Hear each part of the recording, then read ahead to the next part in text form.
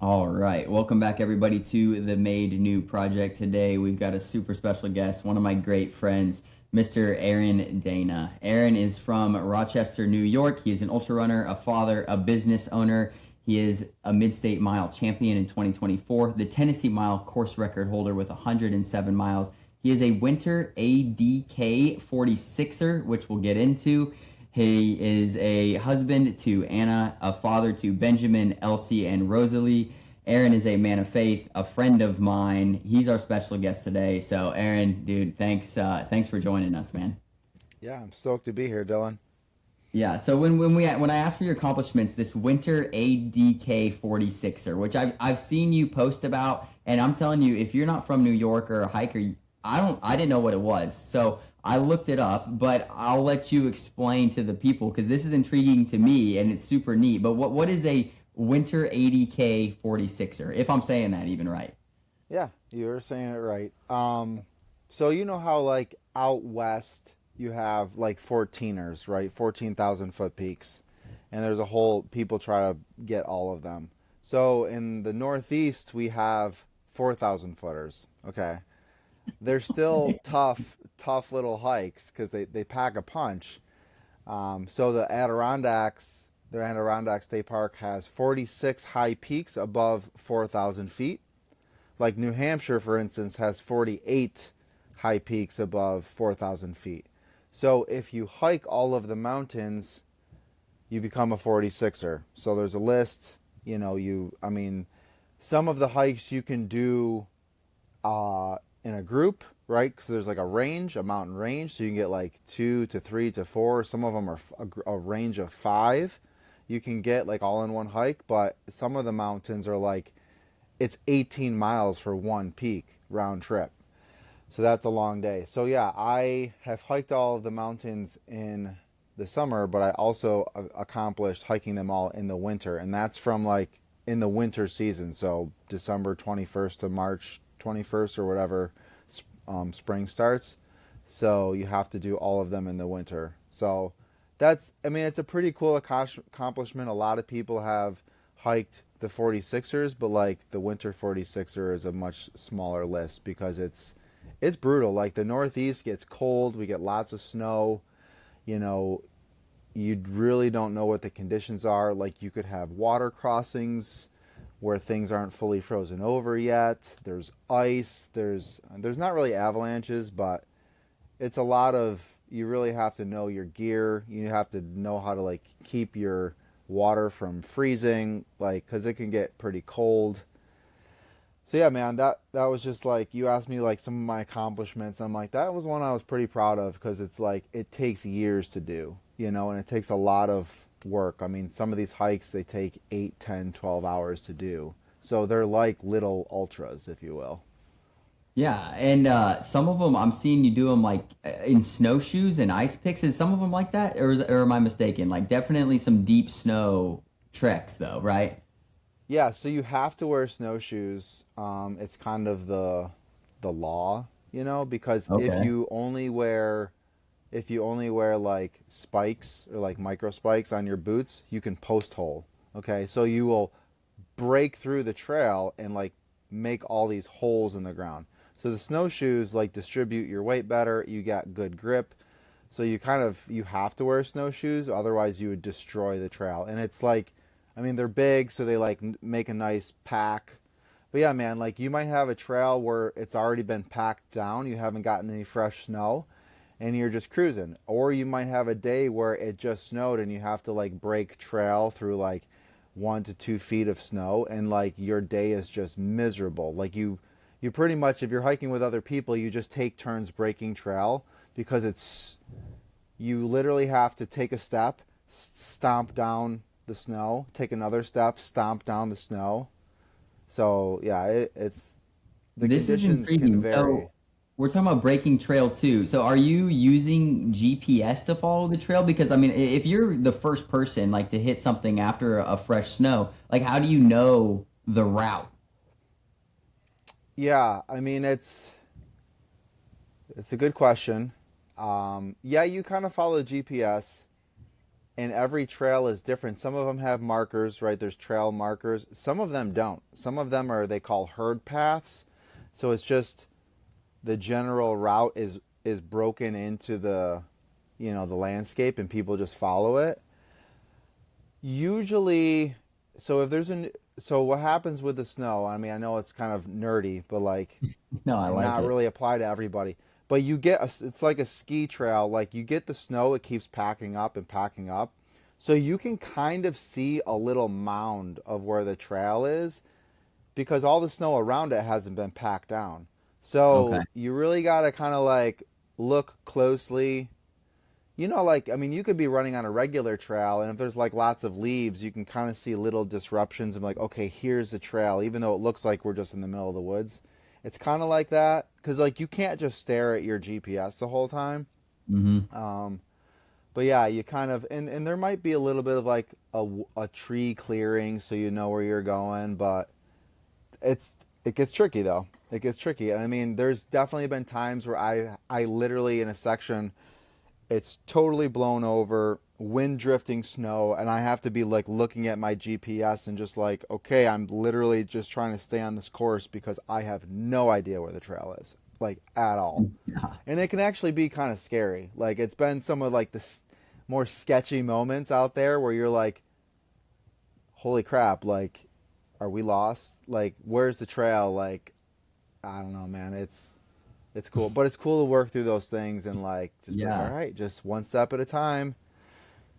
But Yeah, yeah, because I know when I've been in big snowy areas, because it's almost like the sea in a way. It's like where you look around, everything looks super similar. Like there's like it's like oh man, like, and you got to really kind of like hone yourself in and be like, hey, it's okay. Like I know what I'm doing. Because for a second you can like panic and get super overwhelmed when you lose a trail.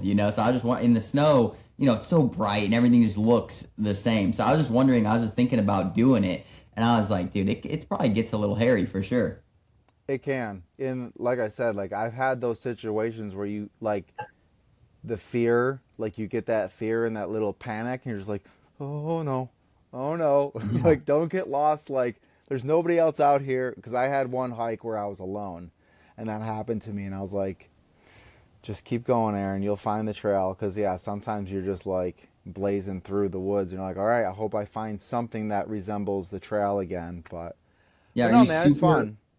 are you super overpacking for this stuff? Like just in case, like worst case scenario stuff, like emergency blankets and like are we packing out for some of this stuff or Yeah, you have some emergency stuff, and I do try to hike with people as much as I can. So like in the community of people, we have a lot of different stuff. But yeah, I'll have like an emergency bivy in there, and you got like Mhm. puffers, extra layers.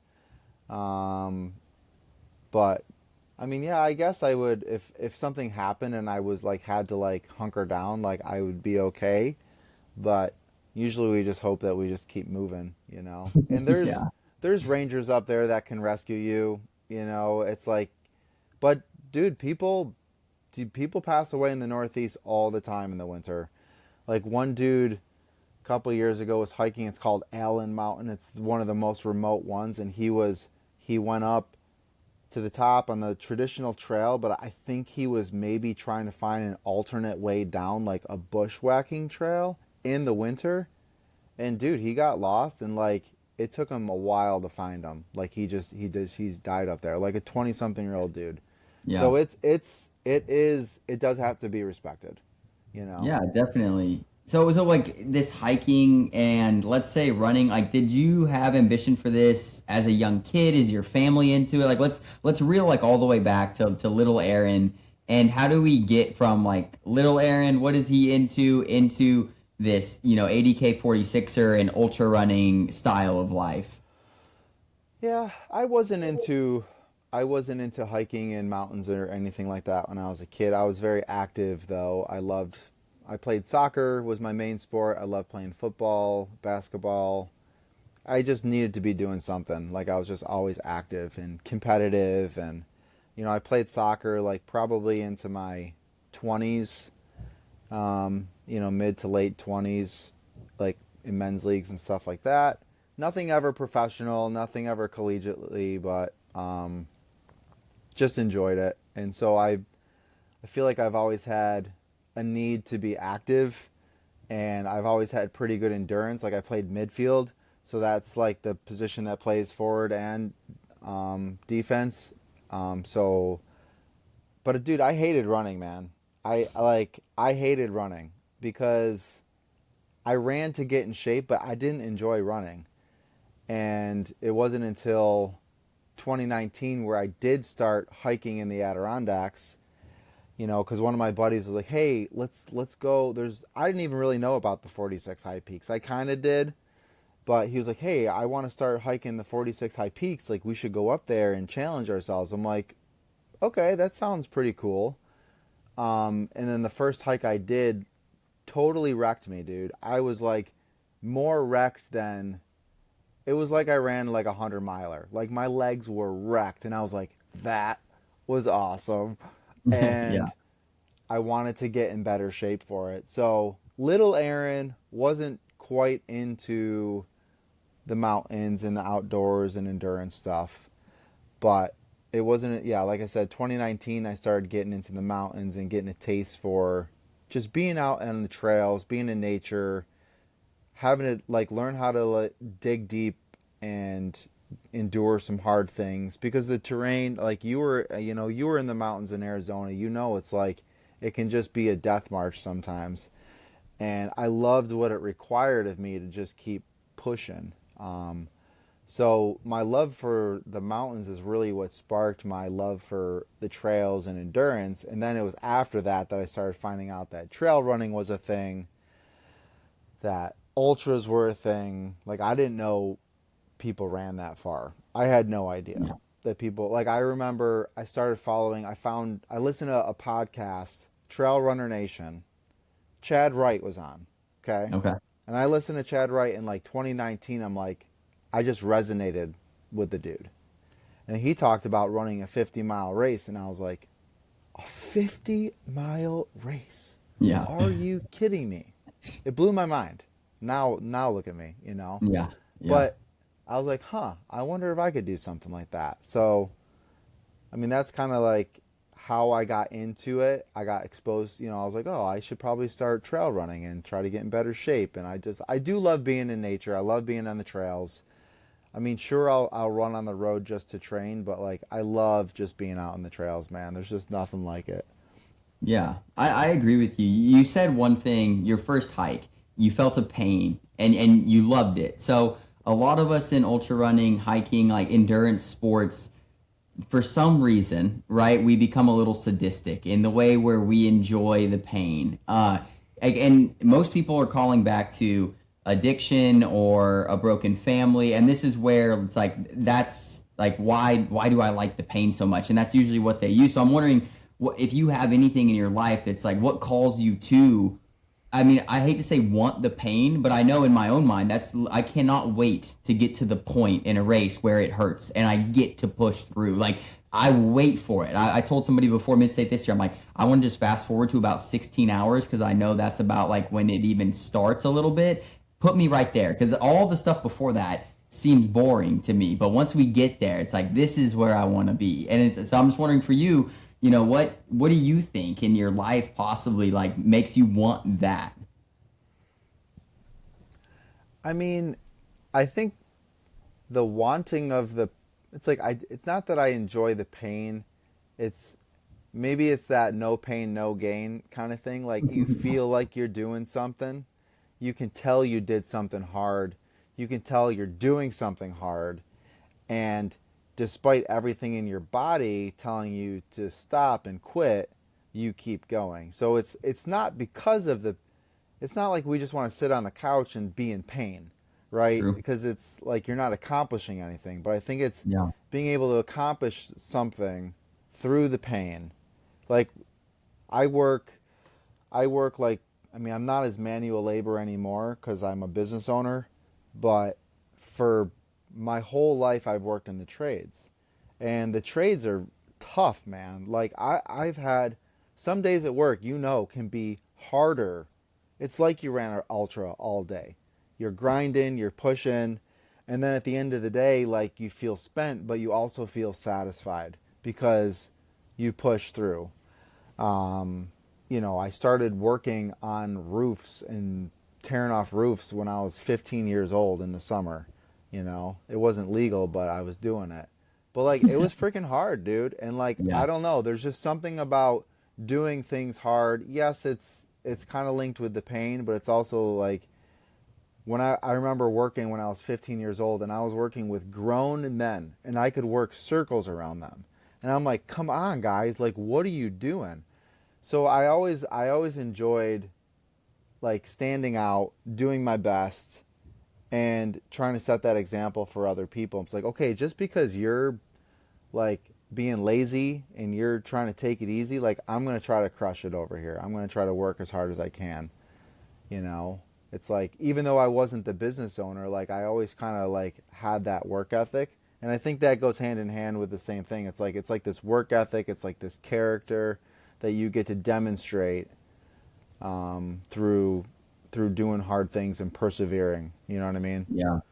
No, I agree. And I mean, I talk to Kale a lot, and Kale also, he works like hard labor as well. So we always like had this thing last year where it was like nobody else works outside all day, every day like we do, and then like not as many people, and then train. So I'm wondering, like, I know I feel that as like a motivating factor. Do you feel something like that too? It's like, I mean, like if you've got a desk job and then you go train, like I still respect your training and I respect you as a human being. But like when you have somebody that works all day long hard and then goes and does the same amount of training, like that's got to compound at some level in my head.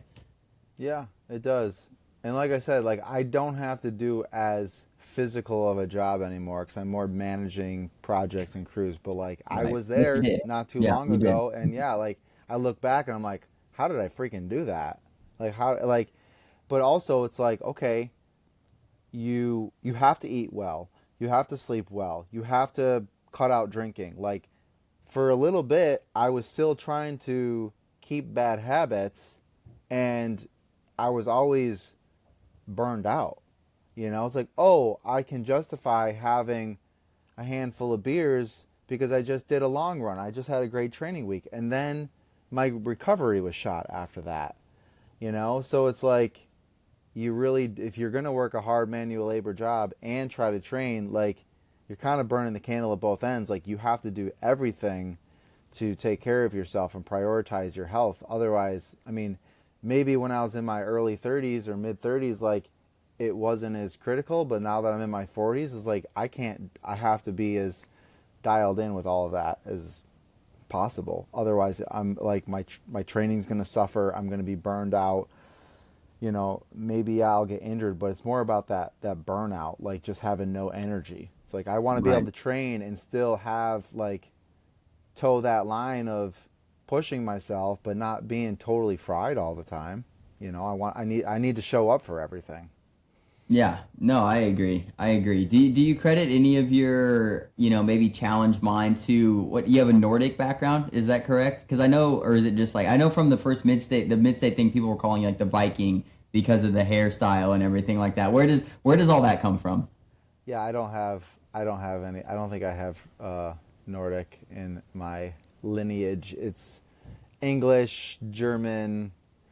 There's some Scottish and Irish in there, but no, like I had long hair and I just liked doing the braids, because Yeah, it like I looks loved sick. watching the Viking series there a while ago, and like they just had the coolest like Viking hair, so I was definitely going for like the Viking look. No, But yeah, I I don't mean, I think I thought it was a have sick any of look. that in my lineage. But it doesn't mean there's not badass people in all those places where my lineage is from. No, definitely. Yeah, I thought for some reason I thought you were. Maybe somebody made a joke about it. I Yeah. never know what's going on. So in your life, where does your faith start, right? So like I said, you and I we're in a group chat, like we're all studying now through a book, which is super cool. And I've always known you to be a man of faith. Where does that start? I mean, I was blessed to have been raised in a Christian household. Um, my parents got saved um, not long before I was born because like they didn't really want to have a lot of kids.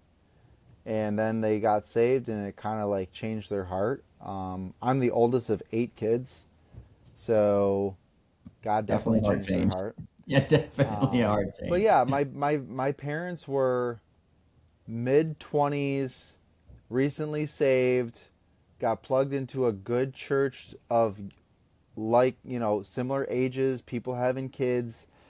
So my faith journey started when I was like, I don't remember a time where I wasn't exposed to Jesus and the Bible and Christianity. So I, grew up going to church, and God definitely, I'll say, like, your walk with God is your walk with God. And when you're a kid, you kind of do things because you have to. You go along with what your family's doing.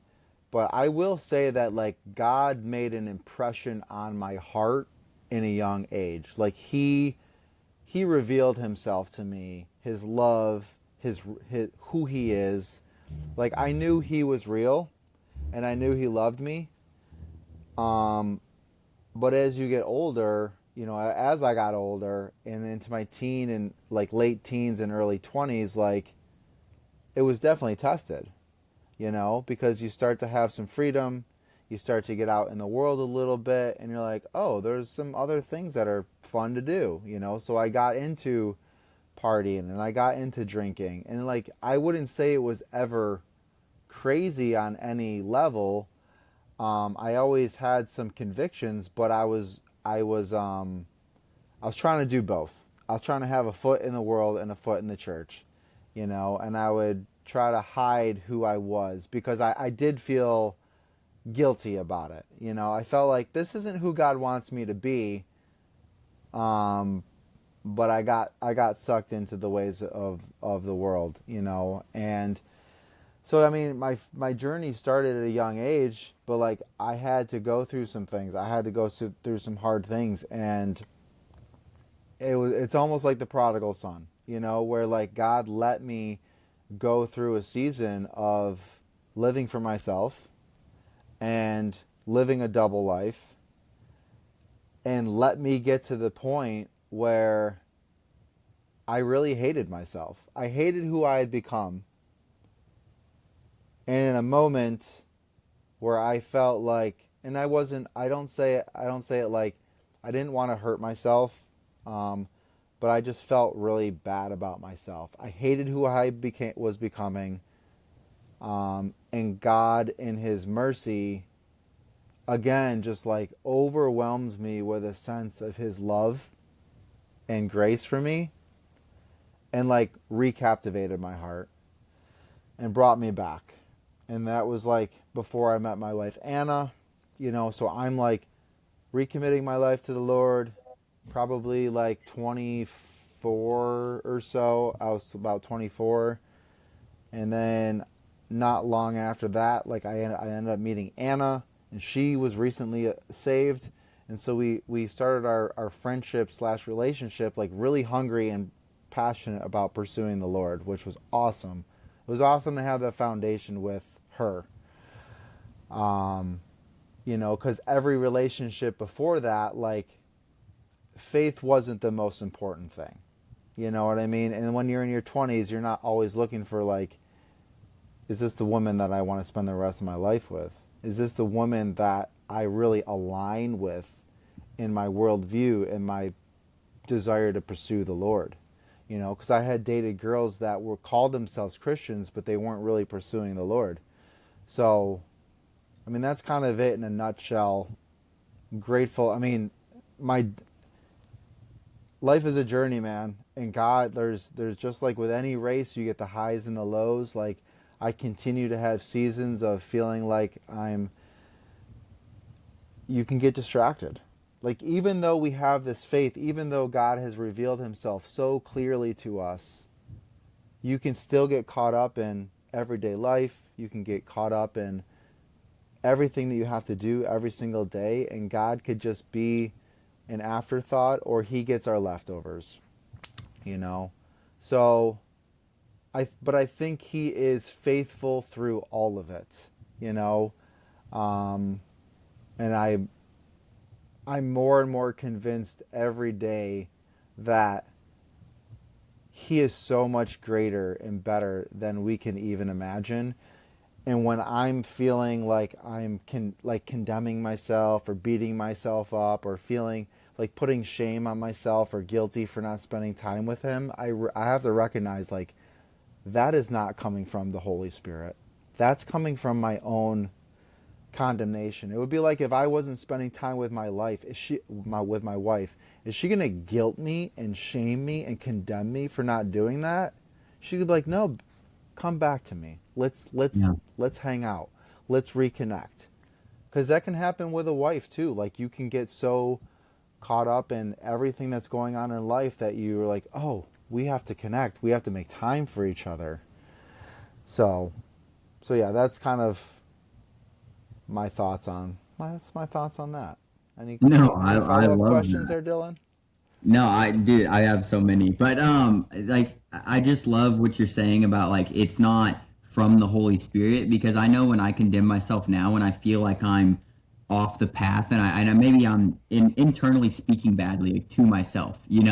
I start to realize at some point that I'm also talking to God this way, right? Because I am just like the vessel. You know what I mean? So if I'm treating myself bad, I'm treating him bad because he resides in me, and that like almost always pulls me like out of that negative mindset. You know what I mean? It's like I would never speak to God this way if he was in front of me, and if he resides in me, which is what I know comes from the Bible, then I should not be speaking this way to myself. And that's what I've tried to do as of recent. But yeah, I mean, so much of what you said there is just it's so faith based, and being able to flip the switch and bring you back. My question would be is like what reels you back in when you feel like you're off the path. I mean, you obviously have your wife and things like that, and there could be multiple techniques, but I'm just wondering, when you have the realization, because like you said, sometimes you're just kind of wandering for a little bit and you get distracted with work and the worldly things that Satan owns, and it's like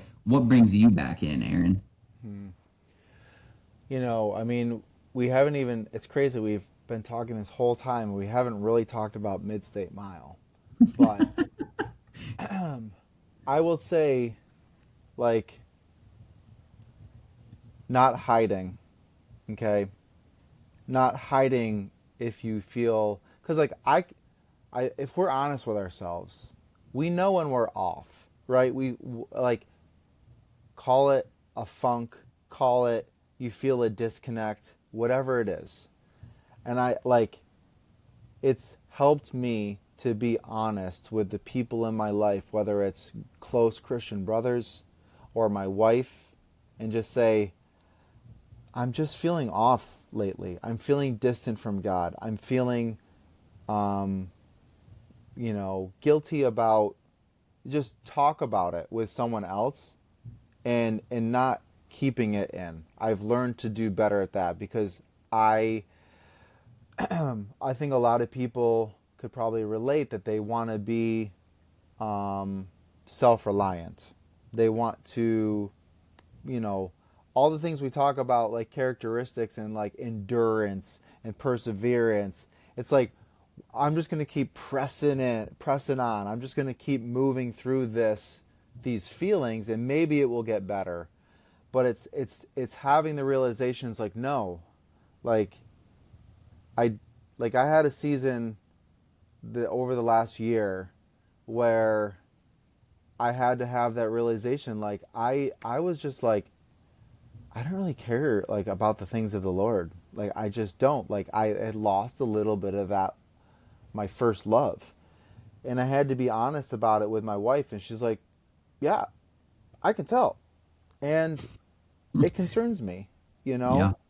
And then God brought a brother into my life at the right time that I was able to share what I was going through, and that helped me come out, being honest about it. Because what goes along with drifting from God? Like in my life, it's sin, right? We allow sin, and I mean, I don't know the way the world views sin, but sin is just like, man, there are things that you just allow in your life that you know you shouldn't. right? Whether it's just indulging more in things to cope, right? And I mean, sure, it could be alcohol, it could be entertainment, it could be pornography, it could be anything. Usually, if you get off the path, you're going to something else because we all have this need inside of us, right, to be filled. So you're going to go to something. So usually, when I drift from the Lord, and I'm sure it's a lot of people, you start to have sin creeping in, and then you start to have shame around that. You have guilt, and now you feel like I need to hide that from people and not be honest. So yeah, I feel like God has really graced me and helped me to have people in my life that I can be honest with if I do feel like I'm drifting, and address it sooner before things get like I get too withdrawn and too dark, and then the sin and the shame, and it just, because it kind of snowballs. It never is like, oh yeah, this is like a tolerable level of sin and shame. Like, no, it just keeps growing and growing, and you feel this weight, right? But God wants us to walk in the light. Like, Jesus came and died for those sins. Like, he paid for them. Yep. So we have to bring it to him. So having people in your life that, if I were to confess a sin to you, are you going to condemn me, or are you going to support me and pray for me and be like, brother, this is who Jesus is, reminding me of God's love, right? So that's where it comes back to the condemnation. Like, I condemn myself. I talk bad about myself. But if I ever confess to a brother or my wife, they're going to have grace and love and compassion for me and point me to Jesus. Yeah. Which is what I need, right? It's like, We all need. so staying in the dark means you're stuck with your shame, your guilt, your condemnation. Coming into the light, like the Bible says, confess your sins one another and like walk in the light. And there's such a God did this for me when I was a kid, okay? Because I would get in trouble for different things, and they would come out, and I thought my parents would be pissed. And it turns out they were full of love and compassion, and they prayed with me. And they prayed with me that God would forgive me. And I remember one time they took communion with me, to help me to feel like I'm being renewed to God.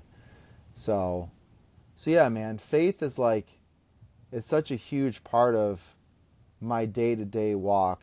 And, I want to demonstrate all these awesome characteristics in ultra running, but if we're not learning the lessons that God has for us in ultra running and applying it in our everyday life, then we're missing the point. Yeah. And the reason I was addressing mid-state is because when you go through hard times, I've learned it's okay to talk about it with my crew and my brothers out there, and just bring it into the light. I know there has been talk about don't give your pain a voice, and I get that. We don't want to just be out there complaining, but also bring things into the light and let other people speak into your life.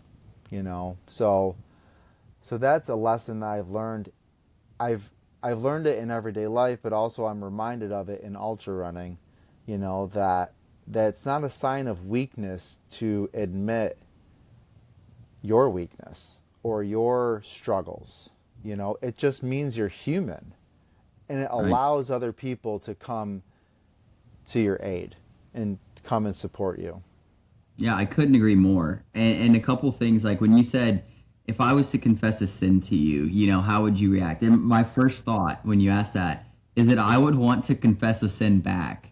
You know what I mean? Like almost so that we could comfort each other. Like not, obviously not congratulating sin, but being like, hey, we're human. Like we're doing this together. Like we can work through these things together and then show each other grace. And it was just like honesty breeds honesty, right? And that's with everything. It's like positivity breeds positivity. So it's like what you put out there, and what you're saying is honesty in this what you're saying.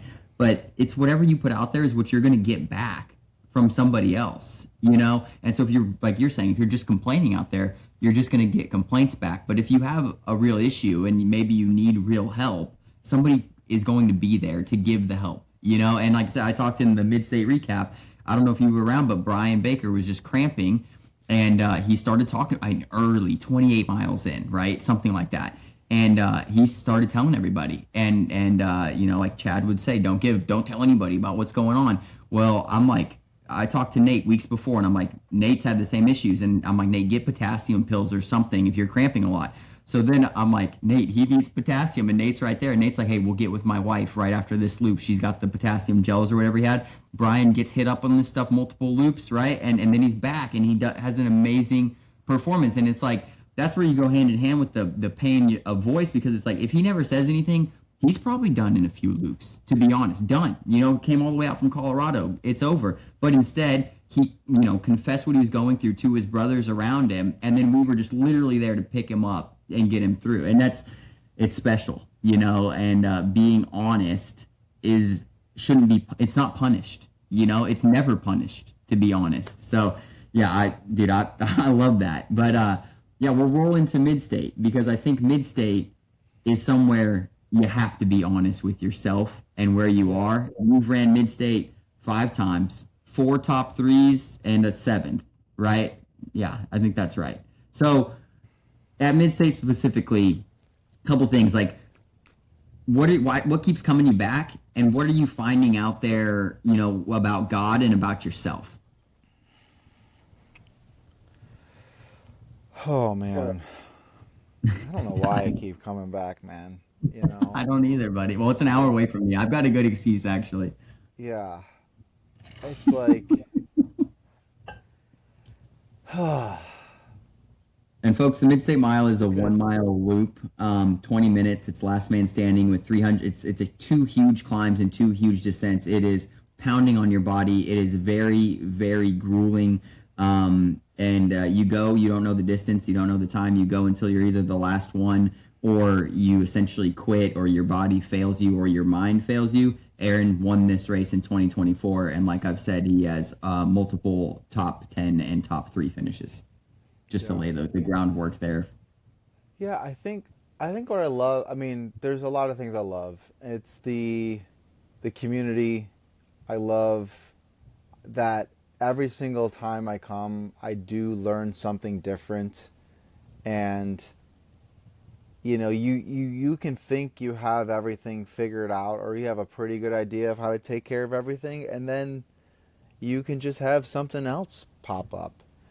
And so, I mean, it's not that I'm doing it just to like problem solve, but I like that every year I've listened back to like different my recaps over the years. I did that before this year's race, and I'm like, man, I've grown so much. My wife has grown so much. We've both learned so much over the years about ultra running, about this race, and I think the more I go, I feel like I'm helping to be like an ambassador of what the race means, you know, because it's, yes, you can call it a race, but it's not like, okay, it's not a running race where it's all about your time, it's all about your placement, and you're just like, okay, go.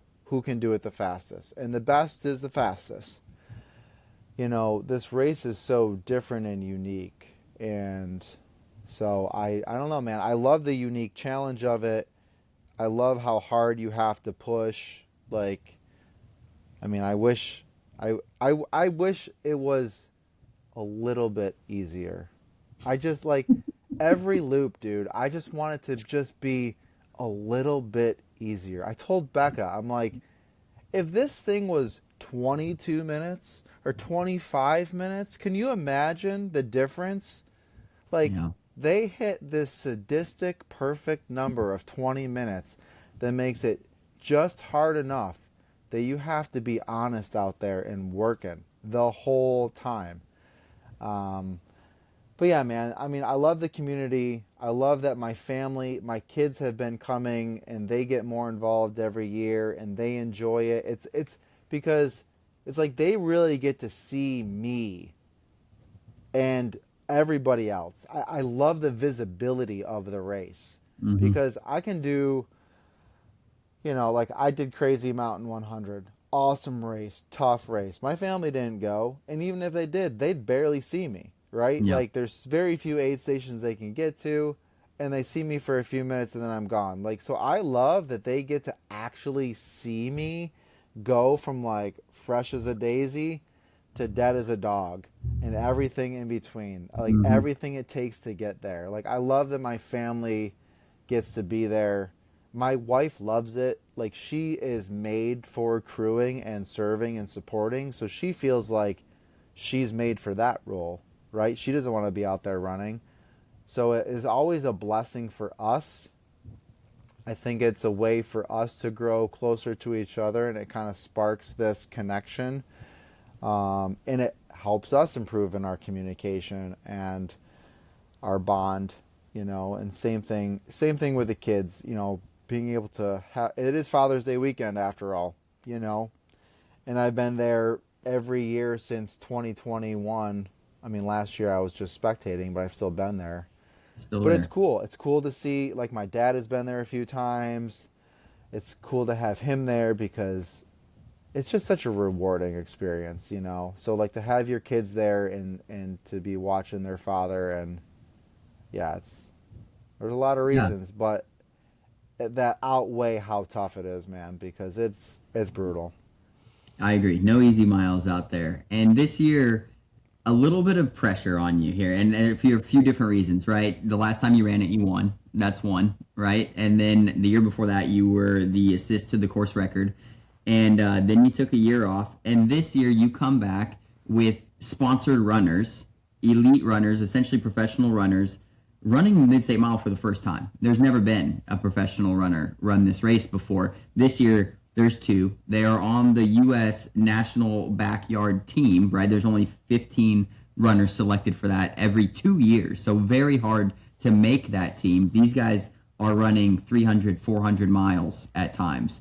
So coming into this race, how did you feel going in? What excited you? And let's just say what scared you, if Yeah, anything. I mean, I think we were all excited to see how we would hold up against them. Um, I was no different. I wanted to see how I could stand up against them.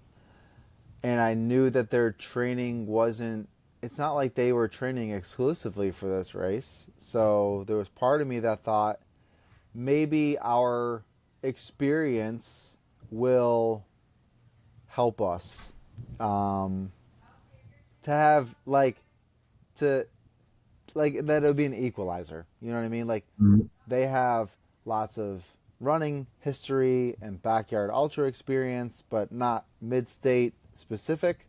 We have lots of mid-state, at least me and like you and a lot of other vets. We have lots of specific mid-state experience, so maybe that will kind of balance out. And we know that that course is kind of an equalizer. It's tough. And there have been people that have come that have successful backyard ultra experience that don't do, they're not winning this thing, like, so yeah, I don't know if I felt pressure as much as I felt excitement for the challenge ahead.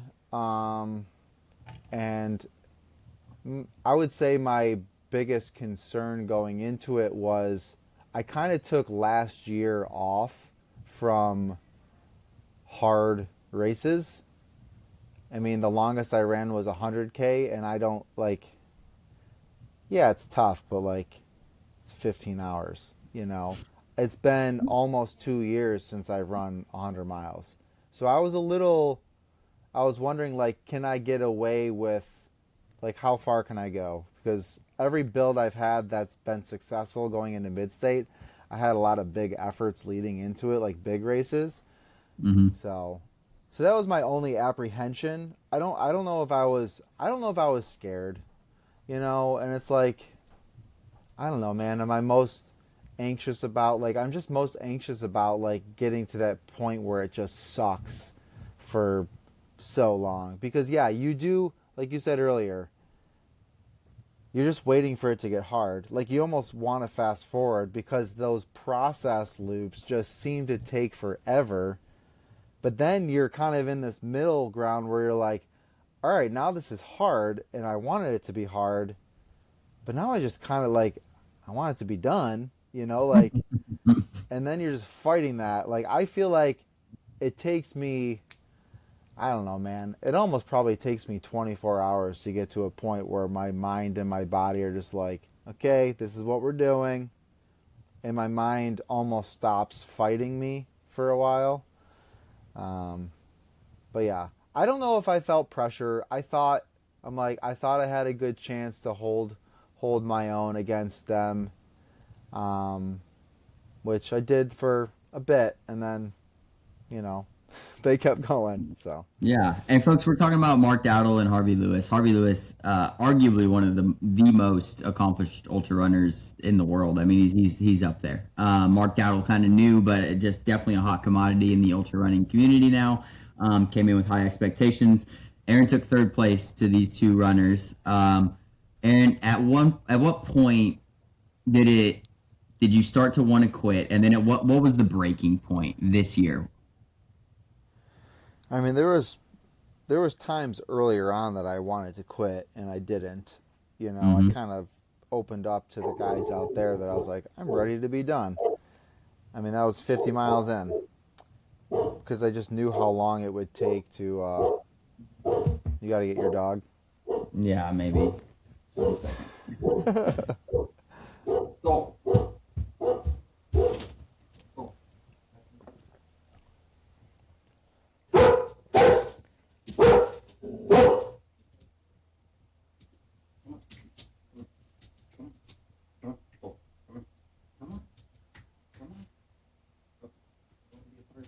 He's like, don't leave me out here in this heat. no, she was in the room. Okay. It's funny. Yeah. So multiple times you wanted to quit. You worked through it. Yeah, there was times I wanted to quit, but I mean, fast forward to the end. Like um, I had been having issues with my hip. Like, I don't know when it started, but at least for, I'd probably say 10 hours. My hip, both my like side glutes were like on fire and just inflamed. Like, I've never had it before. And I was massaging and I was getting potassium from Nate because he's like, "Oh, maybe this will help." I was spraying Bengay on my butt, and my daughters love that. But it was kind of helping, but not really. But like, I could just tell, like, my glutes were like overworking and they were just getting fried.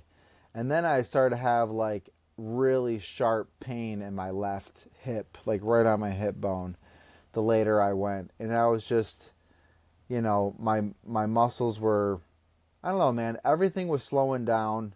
And I know I definitely let their consistency, even though Mark was going slower, he was still very consistent and he wasn't showing any signs of stopping.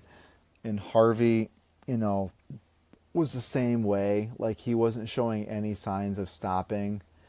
And I was just, it's tough, man, when you get 30, like, and after the 36-hour intermission. So I've been through one 36-hour intermission before. Mm-hmm. And I came out on the other, and that was the year I went far with Eric. And like, I felt great during that intermission and I felt pretty good after. This 36-hour intermission, I felt terrible. Like, everybody I've ever heard, like, oh, I laid down and I started seizing up. Like, that's what was happening to me. And it's never happened to me at Midstate before during intermission. Usually I lay down, I get some rest, I change some stuff, and I get going.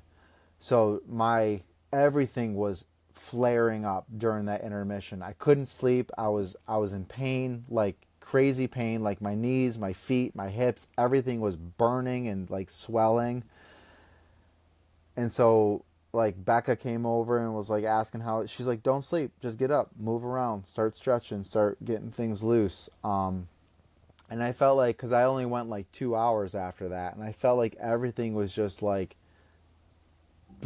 it just felt like a wave of fatigue and heaviness on my legs that were like, it was hard to overcome. Like I started, doing my laps, and now I'm spending more time with Mark, and I hadn't seen Mark Yeah. all day, and I'm stumbling on the climbs, and I'm not able to like power up the climbs, and like the downhills were painful because of my hip, and everything just kind of snowballed, man. And I will admit, like, I definitely let their accomplishments, and who, like, my wife was like, I wish I could have told you to just view them as normal men, Mm-hmm.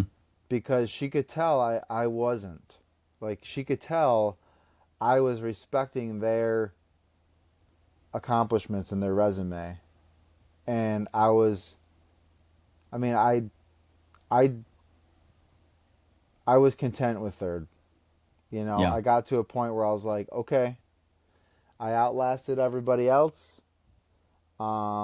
I did my best, and so yeah, man. Like I'm bummed I didn't have more in me. I know I could have pushed for a little bit longer. I honestly I did not have 50 hours in me. Like I might have been able to squeeze out another hour or two, but I don't think I had 50 hours in me, which is what it took to win the thing. So, but Yeah, yeah. somebody told me that Harvey had you running faster loops for a little bit and maybe playing a little bit of mind games and then like slow down or something. Is there any truth to that? Yeah, I mean, Or is this I just think something maybe like afterwards you're kind of like maybe that's what happened, maybe not. I don't know. well, it was hard because we were working together for a long time, and he was kind of setting a pace, and he's like, "Hey, I kind of want to do this." He's like, "I think 18 minutes would be sustainable for a long time." And he had his strategies of run walk, and I just followed him. And there would be times where he'd let me kind of take the lead on something, and then he'd be like, "Do you want to go first? Say we get to the top of Myers, you want to go?" I'm like, "Oh, you can go, and I'll follow you," or vice versa. So I was kind of following him and working with him a lot, and then it just started changing, like what he was doing. Um, I mean, there were some times where we ran really slow, like before the intermission, almost too slow, and I was like, "What was that?" So Firework like, probably. No. no, Yeah. I said, like, I was asking, like, what was that, because Mm. I'm like, Harvey, we got to be more careful. Like, we just ran really slow. Well, he did like a 19-minute maybe, and I was like, whoa, we can't. What are we doing here? But yeah, is there? I mean, I don't know. It felt like he at the end was trying to drop me. He could tell I was struggling, and he just let me trail off, you Yeah. know.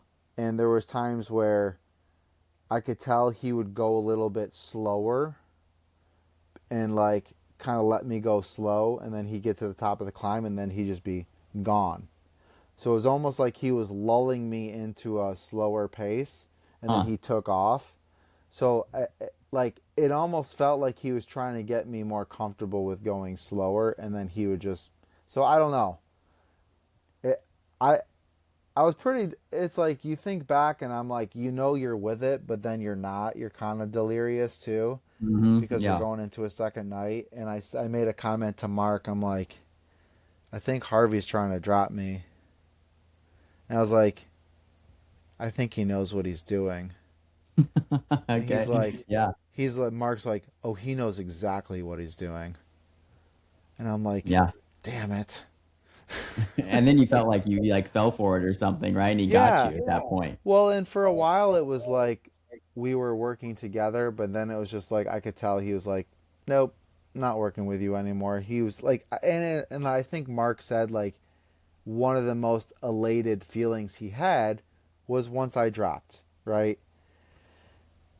I know what that feels like, man. I've been there when you Hmm. finally get to just two of you, right? And Hmm. it's like it's it sucks I gave them that joy, you know?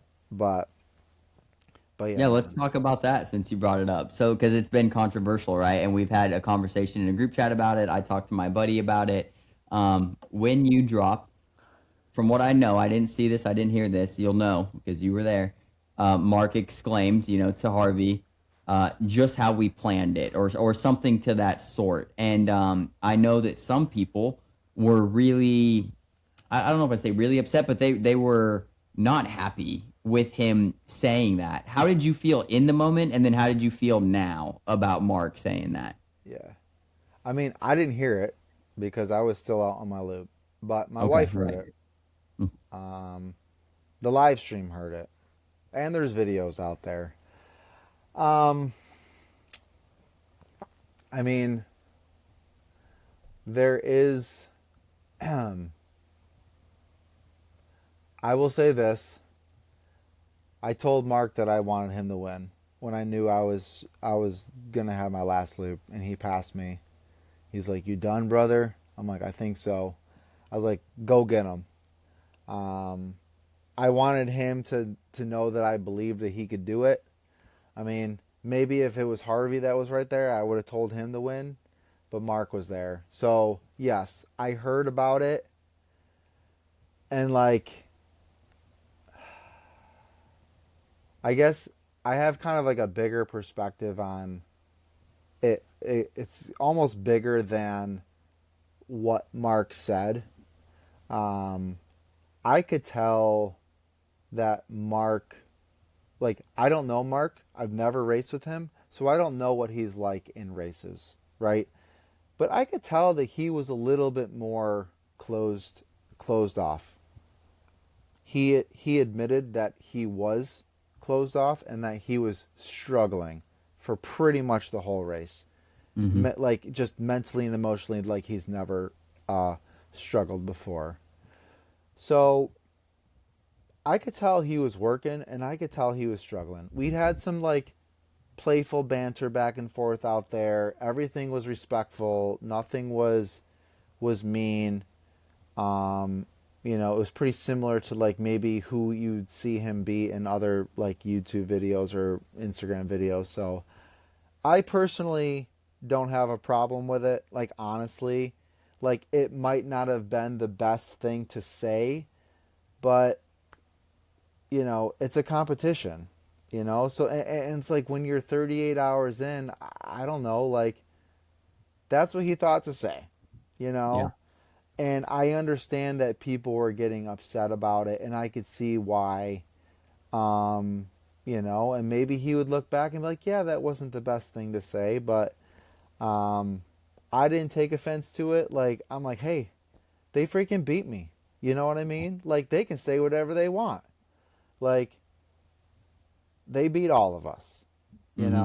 On like they beat all of us, and Yep. they earned this right to keep going. So I've got nothing but I have nothing but like respect for both of them. I tried to communicate to them when I was out there. I'm like, guys, you guys are showing up, and I have a lot of respect for what they did. So, yeah, I mean, there's gonna be like people's perspectives of how they think things should go, but like at the end of the day, it's like I feel like the pros of what they demonstrated out there outweigh any of the cons of like something Mark said or his personality. It's like, dude, the dude was struggling.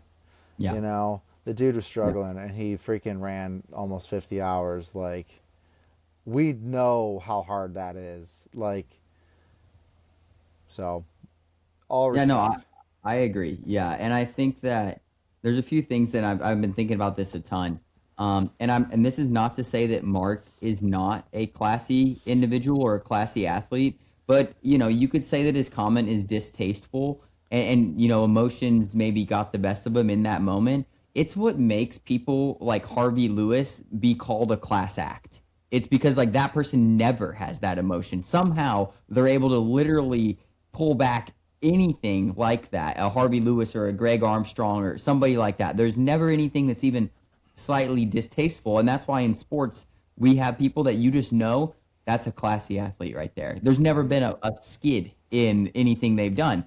And you don't get to say that if there's not some of us that make mistakes, like maybe Mark's comment could have been distasteful. You don't get classy athletes if everybody acts the same exact way. You know what I'm Yeah. saying?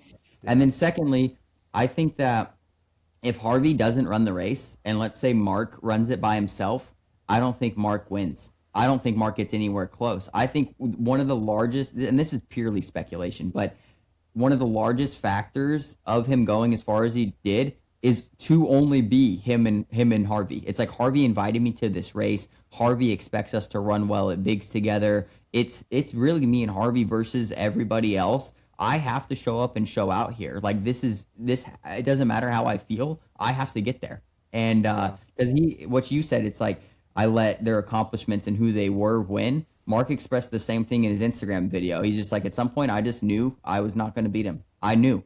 He's like, I kept going for a little while, but I knew it wasn't going to be Yeah. me, you know. Yeah. And like I said, I just really think that his driving factor was to get there, just to get to Yeah. the final two.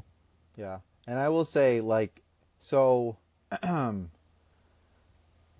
when I timed out and I was sitting in, like, I'm sitting in my chair and they come in for another loop, Mark came over and shook my hand. Yeah, Like, and I will say that, like, um, I mean, I'm not saying, oh, and Harvey didn't, right? But, like, I know what it's like when you, like, okay, a person drops, you have to stay locked in and focused, right, on the task at hand. And he came over to where I was sitting and shook my hand. And, like, that meant a lot because he was taking a moment to acknowledge, like, how many times do you just, like, you don't even acknowledge who's dropping? It's like, yeah, I mean, I had 110 people plus drop. And I mean, sure, I acknowledge my brothers, but like you can't get caught up in thinking about everyone who's dropping. You just have the to race keep goes on. moving. It's like, Yeah, oh, I'm still in, I'm still locked in. And like that little gesture of like coming over and shaking my hand was like that little acknowledgement that meant a lot, that he did that because he didn't have to. He could have just been like, oh, another one bites the dust, I'm locked in. So, but yeah, man, and like my hope, like it was cool being out there, but yeah, they're just dudes, they're just dudes, and full circle, like, my goals in this race aren't just about the mileage. They're not just about. It's like who I am out there, how I get, how do I get to 38 hours, right? And one of the things I wanted to really work on this year was being a little bit more talkative, asking people like just even like chit chat type talkative. Yes, hmm encouraging. Yes, praising people and cheering them on and supporting them when they're rough, but like even just wanting to like get to know people more, ask people their names, where are they from, all that stuff. So I was really like I felt like I did all I could do up to that point to be who God wanted me to be out there, and to be that ambassador of the spirit of Midstate, because you think about people like a Luke Bolschweiler or even Demi was out there cheering people on all night, and like those people stand out to you. You hmm remember them because of their their rallying cries to cheer people on and remind people that we're doing something awesome, So I like, agree. and I wanted to be that type of person out there that was encouraging people and coming alongside people. And, I was just grateful for God's grace that I was able to do that and not just be so stuck in my own head, stuck in my own feelings, or stuck in my own struggle that I could, I mean, there's so many stories of people that were, you know, I get fuel. I get fuel from people pushing themselves out there, man. And yeah, maybe Hmm. their furthest is shorter than mine, but man, I can glean like energy from them because they're giving it their all. Um, that's what makes it hard when it gets down to like three people is you don't have that anymore, Right. and not for nothing, but like Mark and Harvey weren't encouraging me, and they were maybe Harvey would be a little chit chatty, but he wasn't like cheering me on, helping me to get through another lap. He was with me, but he wasn't like a brother out there that was like gonna go the distance with me. So Yeah, he was a it was hard. It was competitor, hard when it right? got down to me, because it was just like all on me now. Yeah, did you feel that? Yeah, I was gonna say because you know what I mean. All of us going in, all this talk and about beating these guys, and then it's just you, and it's like, and it seemed like Mark was gonna be out at any moment, and then like people just kept chipping away, you know what I mean? And he was just still there. He kept lining up, and it's like, oh man, like he's getting closer, closer. Then it's just them and you. It was crazy, man. It was crazy. Yeah, yeah, I I just bet. like it was so impressive. Like, um, Yeah, his technique, the 1930s, like what is he's that the he with the was the belt? most. I just feel like he was the most inconsistent runner out there. And usually when you see that, like that's a sign. That's a sign that there's like the end is coming. And it never, I mean, it finally did. But man, like he's going to run a 1930 and then just be like nothing happened. Like he did that multiple times and like, I got Doug in my ear. He's like, there's chinks in the armor. There's chinks in the armor. I'm like, Yeah, uh, I'll believe it when I see it because he keeps showing up, you yeah. know? So, and I'm just like, I'm out there. I'm like, where the freaking heck are these chinks? Like, and when is it going to take them out? Because that's some pretty, I don't know, man. So, Yeah, because yeah, I'm like it was rethinking impressive. the way to run it. Because like I mean, he doesn't have to take fuel because he's restocking the belt essentially. So I understand why like you can come in at that time, and I wonder if it's conserving enough energy for it to be worth it. Like I said, this is just me like rethinking it, but the amount of 19-minute loops he did is unheard of, I unheard know. of. I But know. yeah, so what's your biggest takeaway this year from Mid State?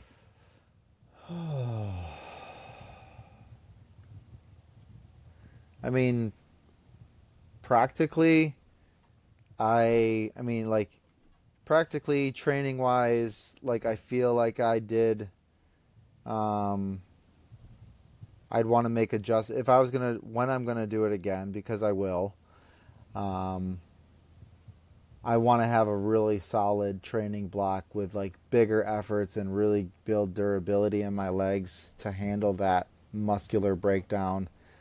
Try to have some races where I'm going through 2 nights so I have that experience again. Like I feel like I hit this wall at that like 40-ish hour range that's like it's hard to break through. So I want to have some experiences where I break through that. But I mean, there's so many takeaways. I mean, you've heard Yeah. some of them, but I mean, Hmm. training wise, like I feel like I need to have some bigger efforts bleeding into it. I probably, I probably need to tone down my pace a little bit and like really dial in my pace because I'm second guessing whether or not I probably just ran too hot or too fast in the earlier parts of the race. Like there was plenty of times where I slowed it down, but 16-minute loops, man. I mean, I I remember I was like, probably dude, Aaron's cooking. and I felt great for a long time, and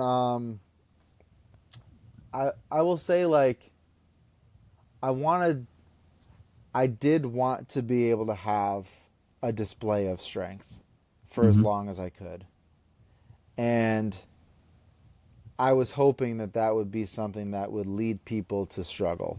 Like, Aaron looks strong. Aaron looks good.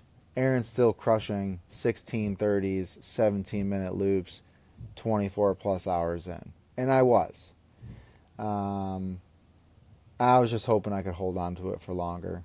So, but yeah, I think ideally, like I probably should have slowed down. And like, there's always going to be that back and forth, man, of like, how slow do you go versus like if you go a little bit quicker and then you have more time to cool, because I do like, I don't know about you, but I really look forward to sitting down in that chair for Yeah, 3.5 minutes. definitely. And like I do feel like my heart rate drops, my body temperature comes back down, because I wasn't bringing any water or any fuel with me the whole time, so I was getting all my hydration while I was sitting there, which isn't something I've done before. Usually I bring a water bottle, but I was like, you know what? I'm just going to try to drink everything I need while I'm sitting there. So, so yeah, I think pace strategy wise, and then leading into the training. But honestly, it's like if I feel like if it would have been like Matt Johnson helped me for a while, but like I almost felt like I needed another buddy to go further. Like it probably would have been helpful to have like a fourth guy there with me for longer. Um, or I just got to get better at dealing with it myself. You know, Hard to say. Yeah. it's Yeah. hard to say, Well, so but yeah, if you're looking at, let's ponder next year. I mean, do you have anything big lined up or anything like you're really excited about race wise or anything like that? I mean, I did sign up for a traditional backyard ultra in March. I It's saw called that. the Capital Backyard Ultra in Virginia, Mm-hmm. and it's one of the I guess there's 7 silver ticket races for bigs. So Harvey told me, he's like, you should do one. You would do really well. Sign up for one of the silver ticket races. So, and I figure like March is good because it's like if I want to do mid state, it's early enough that I can get a good effort in, and it's not super hot yet in Virginia in March, you know. So, I mean, so that's one thing that I've got on the calendar, and I'll see. Like, my wife is very interested in that format too. Mm-hmm. Um, you know, I mean, we're both kind of curious, but she's equally as curious as to see what we could do in that traditional backyard format. So yeah, I'll start to piece things together. Like I haven't figured out if I'm going to do Tennessee Mile again this winter, but I feel like that's always helpful leading into a year of mid-state having a good solid Tennessee Mile as Mm-hmm. well. So if I could get a good Tennessee Mile in December, January, February, couple good months of training, Yep. have a backyard ultra in March, then April, May, maybe another effort after that, but we'll see. We'll see what other ones. I mean, there's a lot of like decent trail races locally, like 50Ks and 50 milers I could like sprinkle in there. But yeah, I'm still not sure if I'm going to do mid-state again next year or if I'll wait another year, because I know Eric Keenley wants to do it again, and he's like, dude, we need like a good year and a half build. He's like, I think we can crush that course record, which I love his enthusiasm, and I don't doubt that if we had like a really strategic plan building for it, we could get there. But No, I agree. I like you getting in the traditional backyard too. I mean, I love that. I love that format. So we'll have to talk between now and March, and I'll kind of, let you know what I do. And sometimes I do it well, I guess. I don't know. But yeah, I talked to Eric too, and he's just like, "Hey, it's a new bar." You know what I mean? He was because I texted him just straight pessimistic. I'm like, "Dude, this is bad. The elite runners, they've taken over mid-state." He's like, "No, no, no." He's like, "Just a new bar. It's fine. Everything's fine." And I'm like, "All right, dude, you're the guy. You're mid-state Yoda." I'm just glad they didn't get to 200 miles, because that's what we were talking about that morning. We're like, are they going to freaking go to 200? Because that's just mind blowing. That would just be mind blowing out there. You know what I mean? Realistically, it'll probably happen someday. That's what's crazy.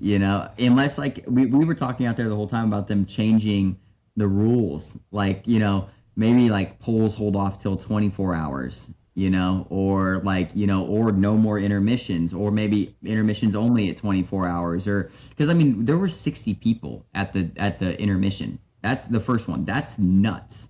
Like that is a lot of people to be 40 miles deep in that race on that loop. Yeah, but like once you get to 24, like I feel like the numbers they drop off between 12 and 24 probably at about the same rate. Like there Yeah, I were don't definitely remember. Yeah, go ahead. more people. There were definitely like a decent amount of people, solid number of people this year. I mean, we got like maybe 6 that went over 100 miles, which is good. Like I mean, last year the race didn't even get to 100 miles, There was you four of us know. at 24 hours. Four, and you guys Yeah. had 12. Yeah. So, yeah, I mean, you get a good year. I mean, the weather was a little bit more agreeable this year, though. I thought, Mhm. like, trail conditions were great, excellent. It wasn't quite as humid the first day. It wasn't quite as hot, and it was a little bit cloudy. And, you get a good, slightly cooler first day. It sets the stage for the next, Yeah, I So, almost wish you ran the year that I did just to see it in that condition because it's like a whole different thing, dude. It was. I got out there this year and I was like, wow, this is nice. yeah. Yeah, and Just like we yeah. look back, like the year that Eric went far, it was cooler that year too. Hmm. So I feel like, I mean, you look at Western States. You had 4 people break the course record, but it was like the coolest year they've ever had. Yep. Yes, people are getting fitter. Yes, people are getting better at training, all that kind of stuff. So it's like I look at what happened this year. It's like, well, you had elites, you had these really good temperatures, um, but no, man, it's a cool race, and it's like it's tough. Like it's crazy that you just get these. I mean, yeah, you want to call us average Joes or whatever you want to call us, but you know, I told Harvey out there, I'm like, no offense to elite runners, but I draw more inspiration from everyday people that are out here pushing themselves because I feel like they're relatable, right? Yeah.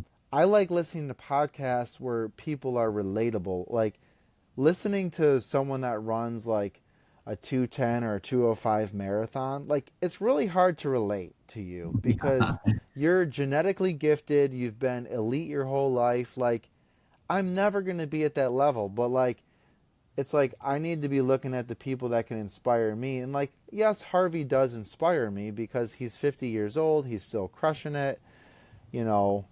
But you know what I mean? Like I was just as inspired. Like I wasn't more inspired by Harvey and Mark than anybody else that I was out there running with because I Mhm. saw so many people giving it their all and having good days out there, right? Having personal bests. And it's like they're more fit. It just takes them longer to get to that breaking point. We're a little bit less fit and we get to that, breaking point sooner. So I don't know, Yeah, man. best effort Like, is best effort. You know what I mean? It's yeah, relative. And if you yeah, gave your best effort, you know what I mean?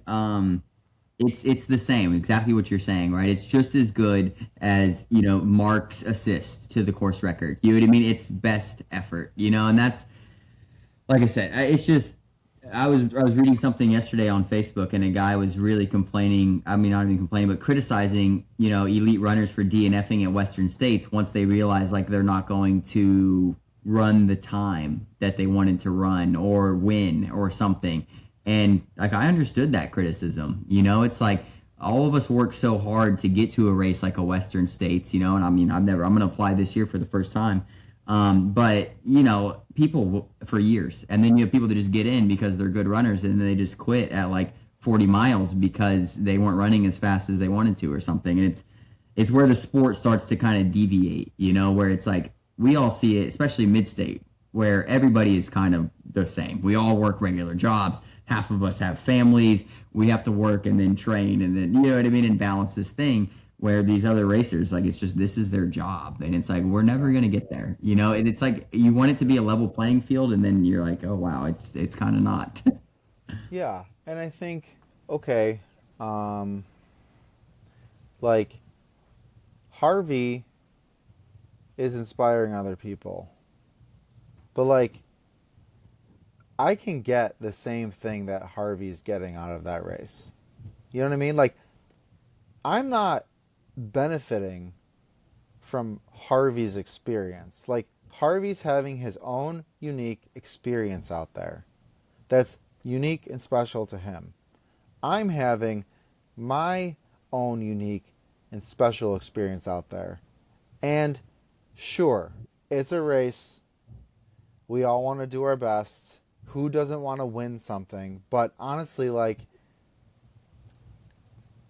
it was satisfying to win mid-state, but it was also a weird feeling because it's like you think you're going to have this over-the-top feeling and you're just kind of like, oh, okay, I won.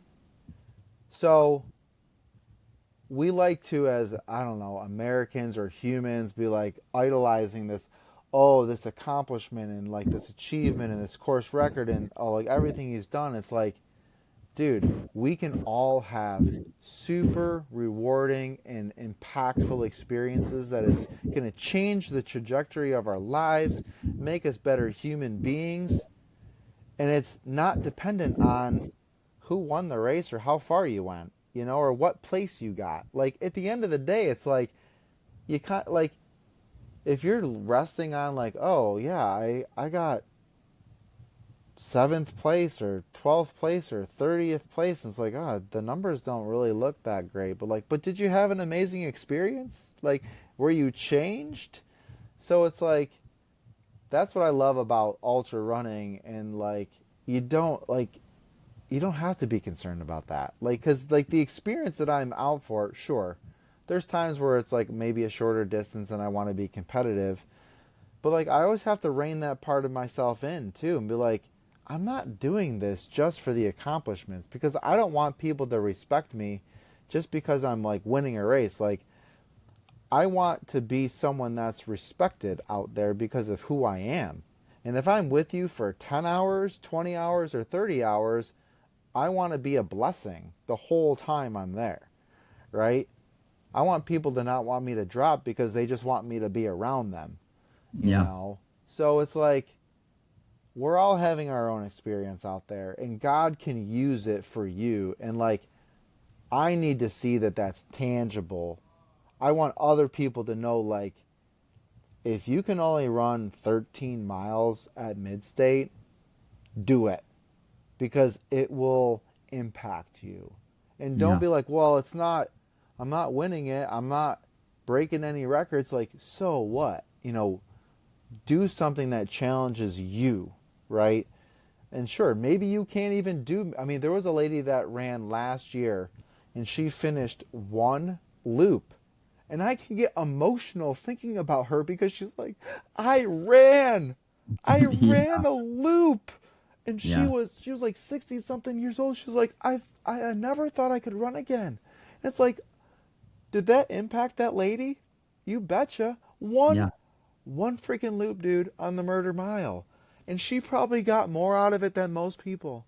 And it's like, the Bible talked about that woman that gave, like, a penny, and it was all she had.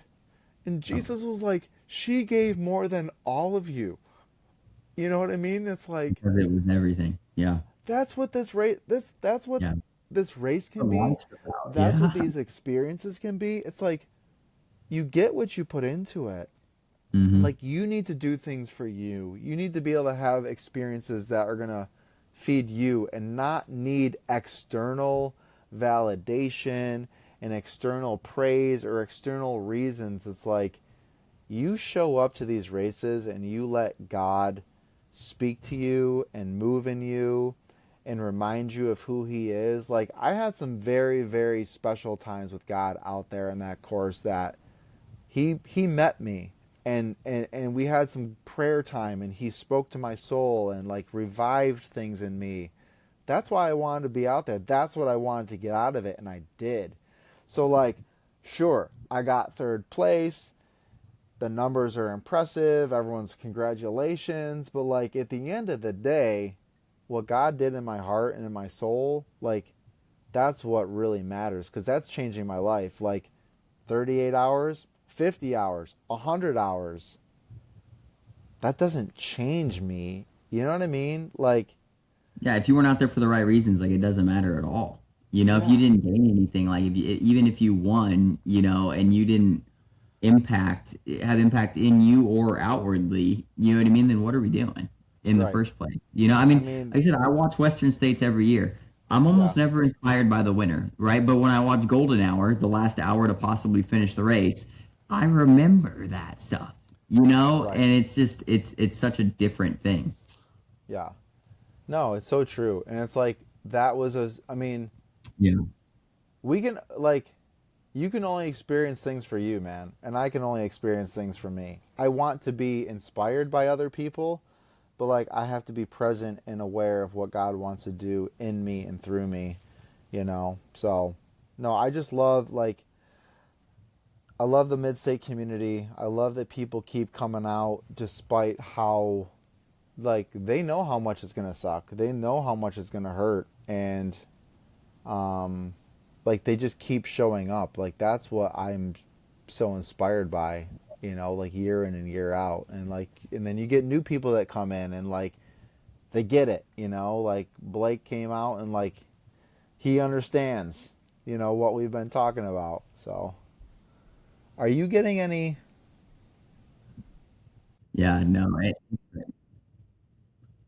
you're a little laggy.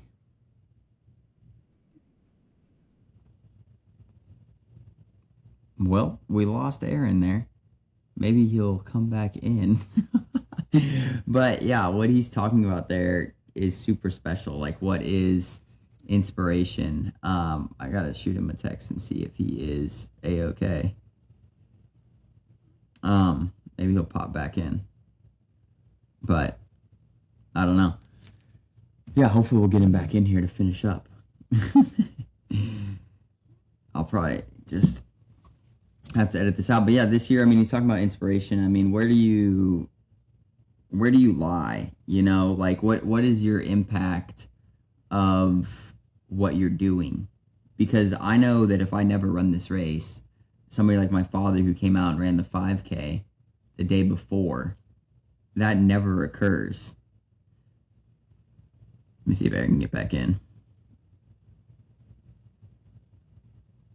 Um, and that's like the trickle effect of what you're doing. It's not my social media inspiring thousands, tens of thousands of people, but my own father came and did something that he never thought he would do, and that's special to me, you know, especially. And I just want to let people know that like you don't have to have a big social media following to impact other people. Let me try to send Aaron. Oh, he's back. Maybe. Maybe. I don't know. I was talking through it. But yeah, I was just talking about that there's people who go out there and maybe they run 20 miles on the murder mile, but they go back to work or they go back to their family. And to their family or to like their work folks, it is absolutely incredible. You know, maybe they didn't impact hundreds of thousands of people like a Harvey Lewis, but they may have impacted like one of their coworkers to start getting into fitness. And that's to me what ultra running is. It's not the big numbers and who can I affect like way over across the earth. It's like what is going on in my circle and like what does that look like? Like my dad running the 5K this year, that never happens if God never puts me into ultra running. It never happens. He never gets into fitness. He never tries anything like this. And like that's what makes me emotional is like my own blood changed who they are and did something way outside of their comfort zone because God put me in a position to show them that it was possible and just provided an inkling of inspiration. And it all from him, right? Because I didn't tell him to run the 5K. I didn't even suggest it. He just knew about it from the year before and he's like, I'm doing that next year. And then said, I mean, that's what it is. Yes, And that's just, amen. And it's yeah, like, that, we all have our circle of influence and our spheres. Like, most, okay, running friends I have, know who Harvey Lewis is and Mark Dowdle, but most people in my life have no clue of them. They've never heard of them. All they know is me. And Yep. like they can see I'm inspiring them. I know them.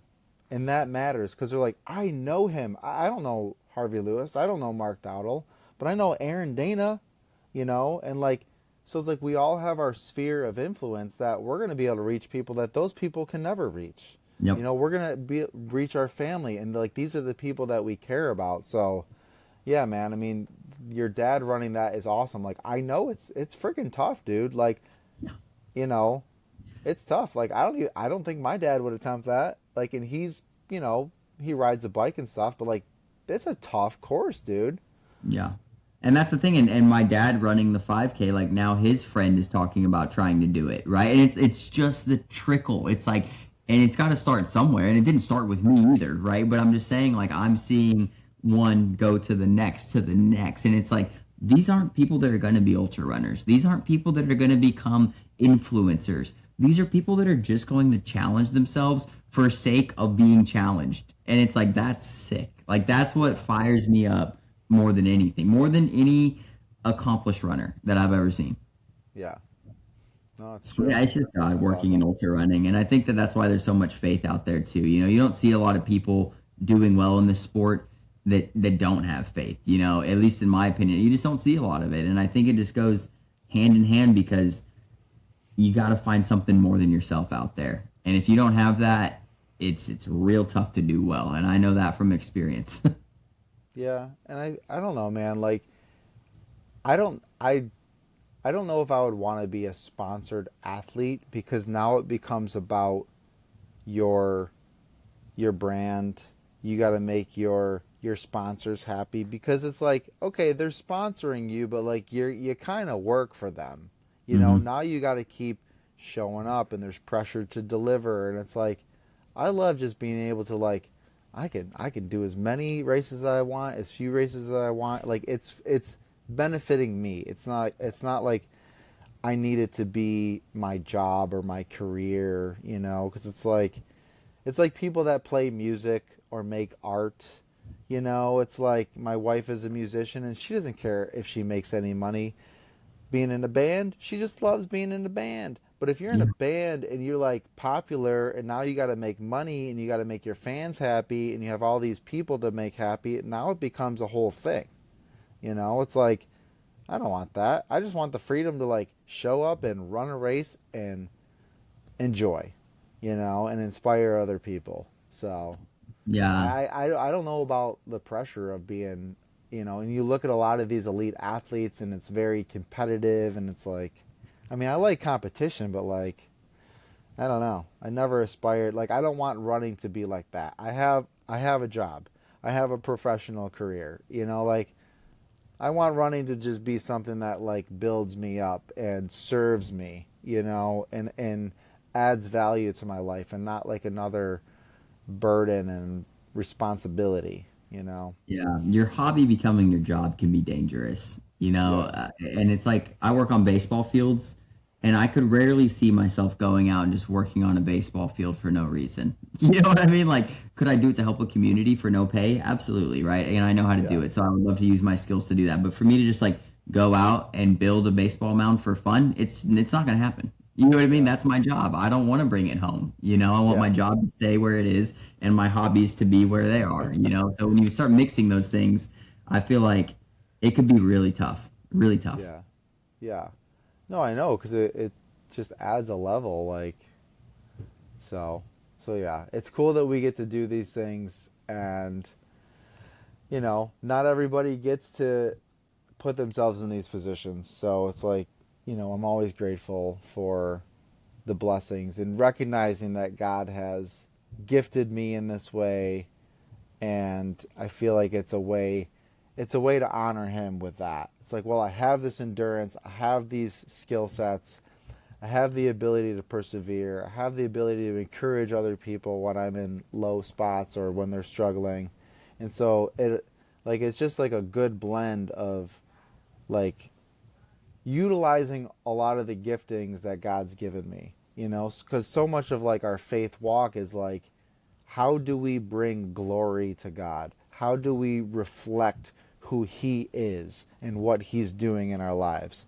You know, and like, yes, I want to look at like human achievement and be like, oh, wow, that's incredible. But also I want to be like, God, you are so amazing that you made us with this ability to do this, and that you empower people to keep raising the bar and setting these standards and like breaking records. Like, if anything, it just makes me praise God. You know what I Yeah. mean? Not like praise humans for what we're doing, but like, man, he made us to continue to break through these walls and these barriers and believe that he can do more, you know?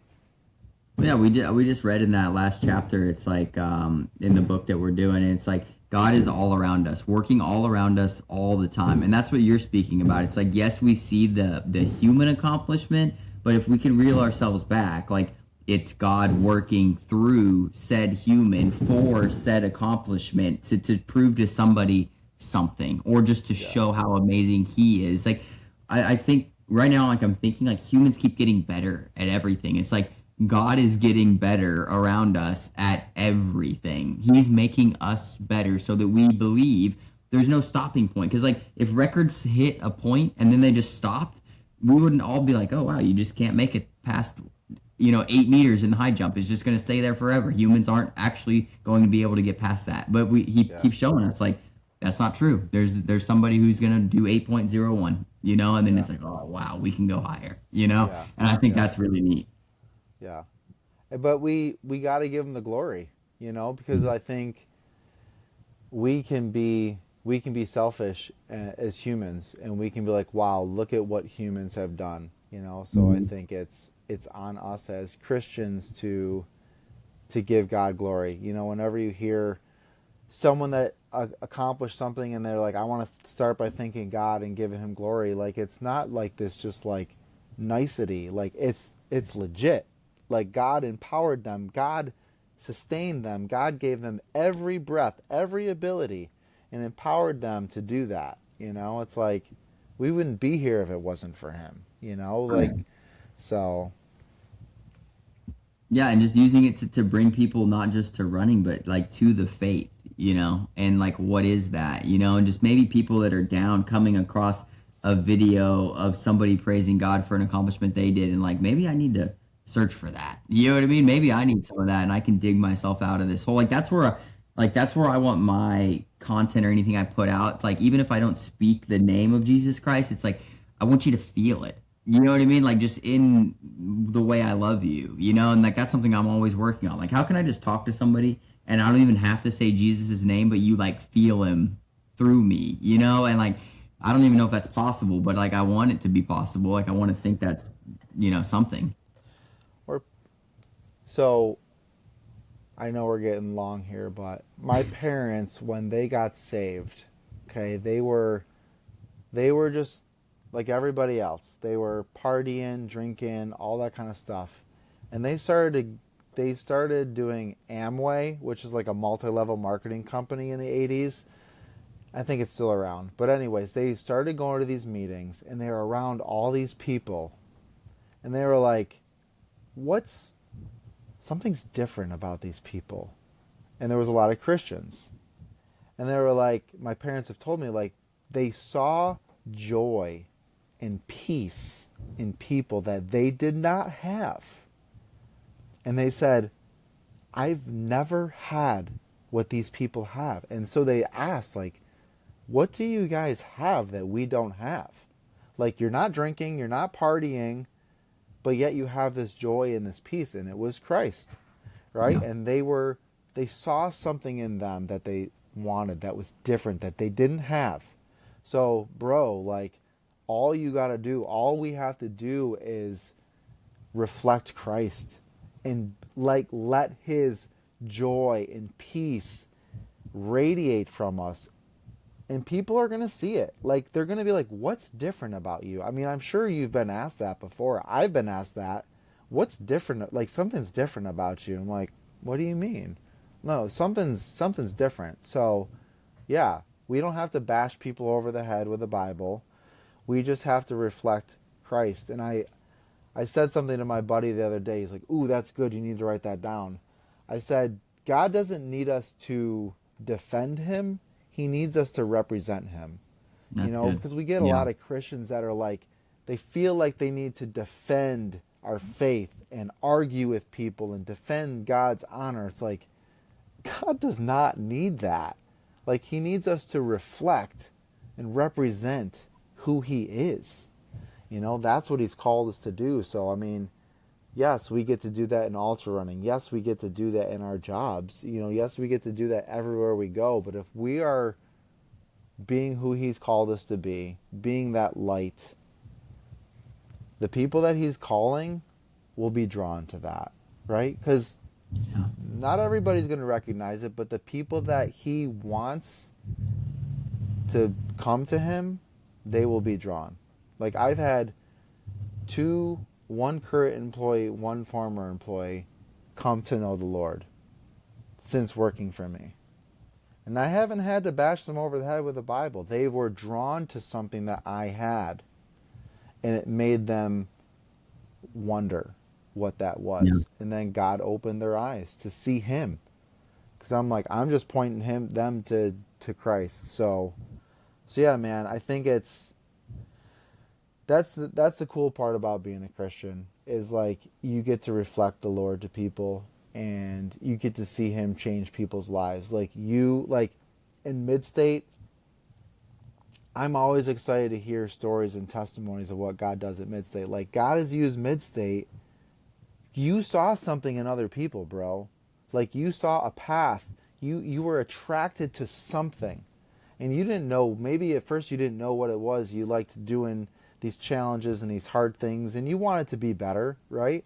But then God really started to show you what it truly was that you were hungry for. And when you finally saw him, you're like, yes, that's what I've been looking Yeah. for. But he used other people to demonstrate that, right? He used other people to kind of reflect that to you and give you the desire, like, I want that for myself. 100%.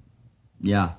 Yeah. I mean, you spoke about just a ton of good stuff there, Aaron. Like, I mean, just being a Christian is a blessing, and something I didn't have for a long time. And like I said, I named this podcast the Made New Project because, like, in my life, I became made new roughly 3 years ago. The day that I gave my life to Christ is my day that I truly point to, and I'm like, this changed everything. And so, but I name it a project because we're always working on it, and there's always, from that point on, I have multiple other things that are my testimony now, right? That are like, this did this and turned me here and kept me on the path there, and I was, and I'm just wondering if you have a point that you can, really look at and go, this is where I was made new. I know. I knew you were going to ask the question, and I wish I had a better, you There's know, no wrong answers. yeah, like the way you said it, man, we're a project. Like,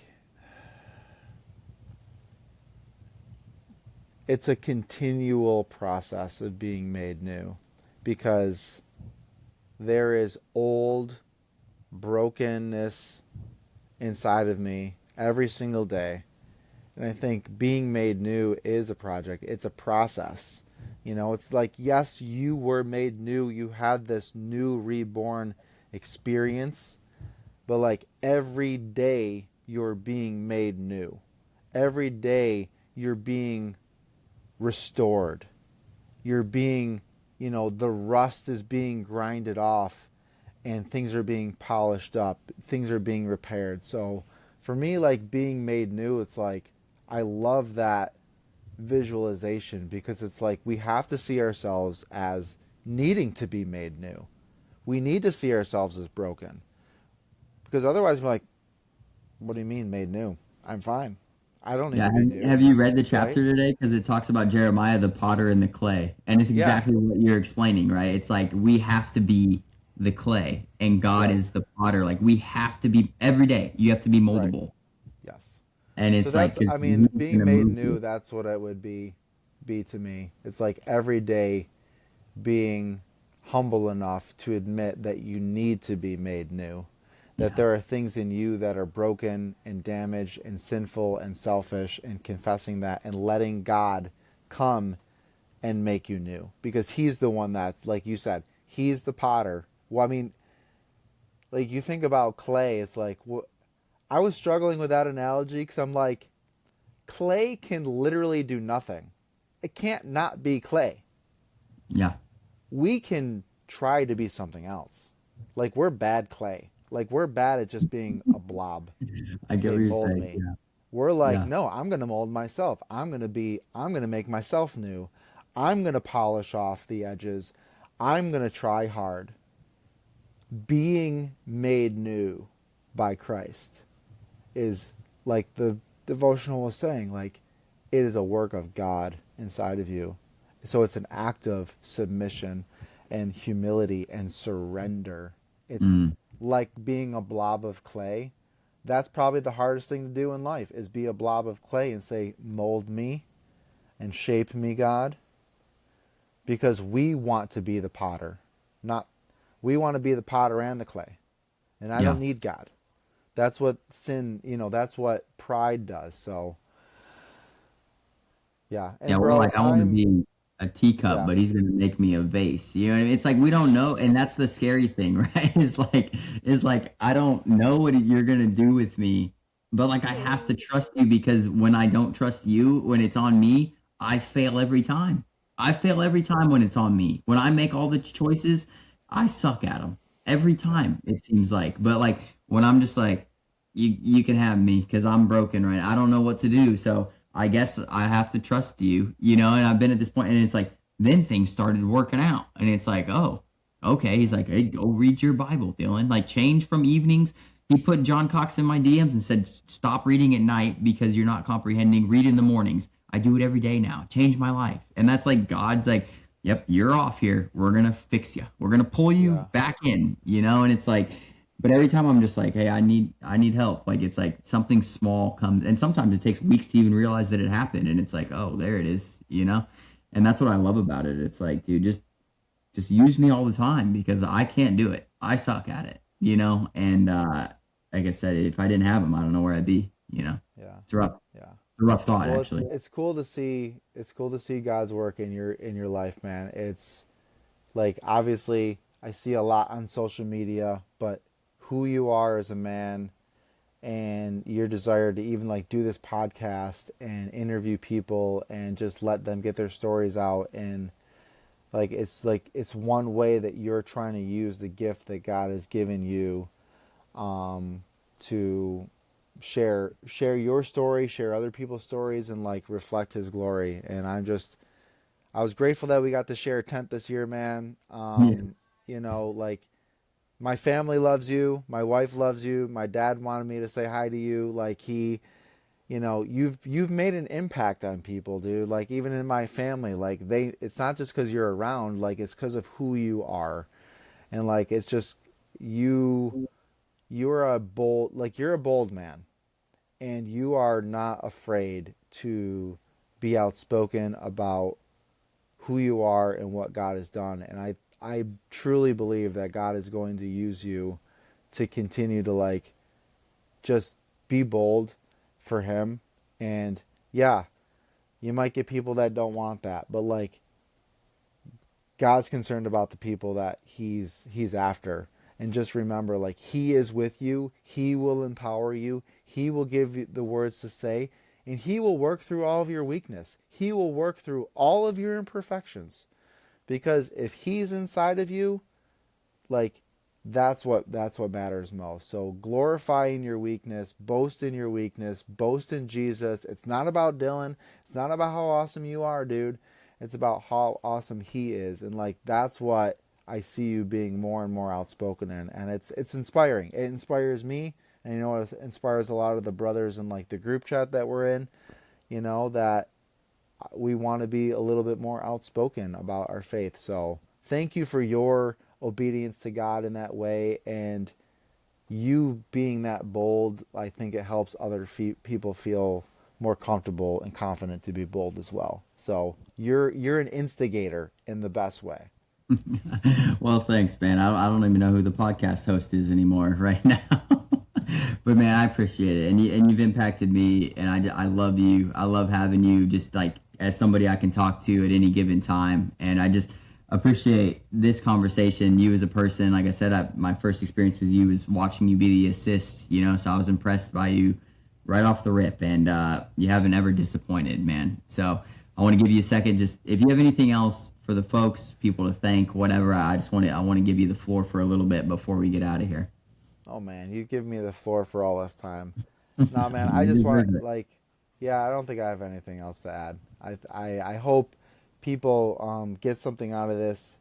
I encourage you guys, if you have questions about running, if you have questions about faith, if you want to know more, we are both open books. If you're listening to this or you have questions, reach out, ask us questions. We want to be there for you, because I do have people that I can reach out to, that I ask questions to. I wrestle with things in my faith all the time and love getting into conversations. So I know this is kind of a mixture of a podcast, right? It's a mix of running, it's a mix of people's stories, but find people you can engage in meaningful conversations with. Can you still hear me? Okay, because my internet is showing me I'm... Yeah, it's cutting out just a little bit. We got most Dang of it. Though. All right. We're good. You hear me? We're good. All right, guys. We're good. Yeah, let's thank Aaron for being on, man. And if you need to reach him, it's Aaron Dana on Instagram. You can hit me up. Follow the Made New Project. Follow Aaron. We just thank him for his time. This is the Made New Project, and we are out.